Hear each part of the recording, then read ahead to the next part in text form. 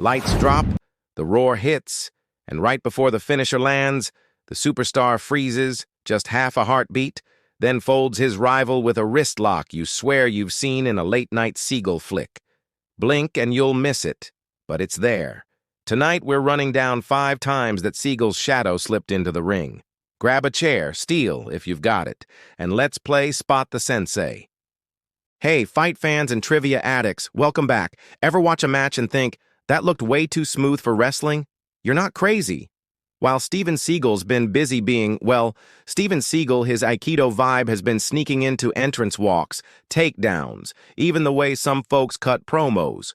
We're peeling back the ropes to see how the master of the calm death stare quietly rewired modern wrestling. Ready? Let's roll.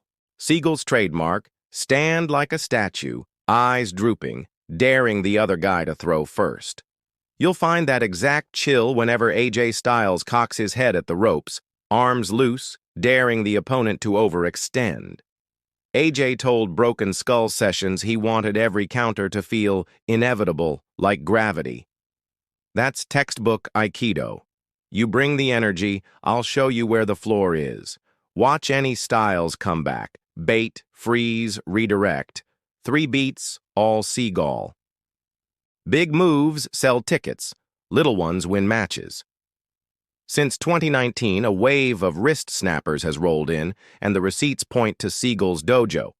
Austin Theory, U.S. champ, confessed on WWE's YouTube that he wore out his VHS of Above the Law studying wrist breaks.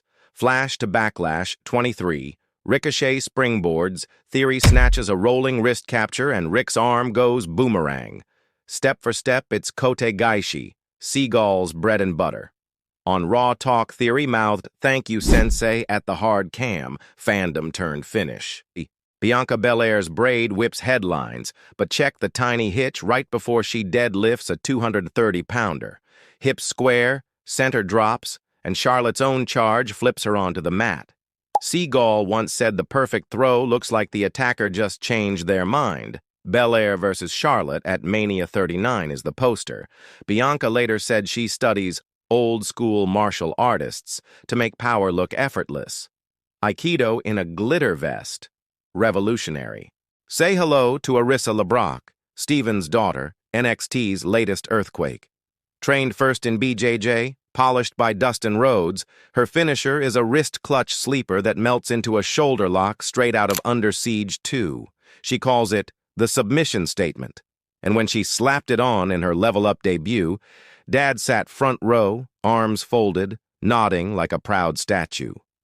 New recruits are already cribbing her footwork drills backstage. Dad's basement dojo just became the hottest classroom in Orlando. Seagal characters rarely shout.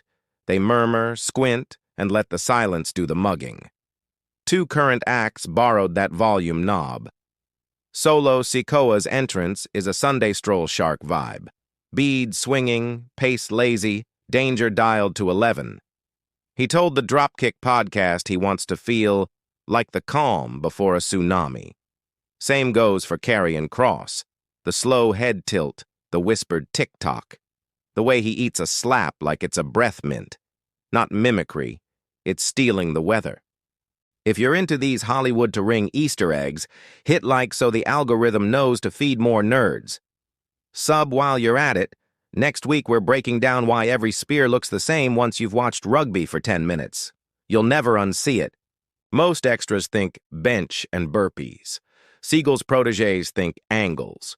Finn Balor spends part of his warm-up tracing slow Aikido circles in the air, ghost-throwing opponents who aren't there. Crew have caught him doing it in dark matches. Rhea Ripley folds Tai Chi shoulder rolls into her core circuit. She picked them up at, an Arissa seminar. Tiny habits. Big difference between landing on your feet and landing in the ER. Triple H quietly okayed a weekly martial arts lab at the PC, Arissa guest coaches with Dutch Mantel. Curriculum, how to sell a wrist snap without snapping anything. Rumor says they're filming a doc. Picture Braun Breaker hitting a heel hook that looks like the Marked for Death finale but safe for house shows. That's Seagal's promise. All the drama, none of the hospital food. So there you go. 5 ways Steven Seagal's Aikido quietly slipped into WWE's bloodstream. Next time you spot a wrestler, pause, breathe, and drop someone with a flick of the wrist. Tip your imaginary hat to the guy in the dark sunglasses. Wrestling steals from everywhere, but rarely this stealthily. Drop a comment. Whose influence should we chase next? Smash like, ring the bell, and send this to one friend who still thinks wrestling's just oiled-up soap opera. Prove 'em wrong. See you in the next one.